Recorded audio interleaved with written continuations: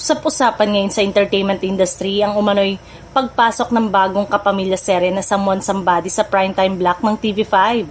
Tampok sa nasabing proyekto ang ilan sa pinakamalalaking pangalan sa showbiz ngayon na sina Catherine Bernardo, James Reid at Maha Salvador.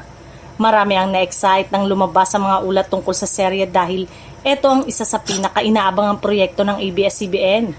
Bukod sa matitinding artista, inaasahan ding maghahati dito ng kakaibang kwento na siguradong susubaybayan ng mga manonood gabi-gabi.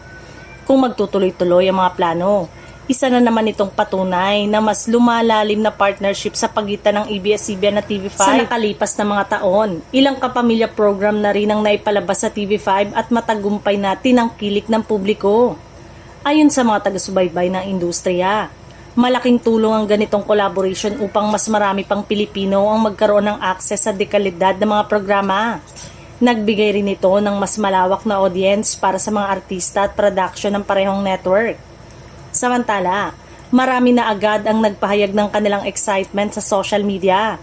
Maraming fans ni Catherine, James at Maha ang nagsabing sabik na silang makita ang chemistry at pagganap ng tatlo sa iisang serye. Habang wala pang kumpletong detalye tungkol sa schedule at iba pang impormasyon ng palabas, nananatiling mataas ang interes ng publiko sa Someone Somebody.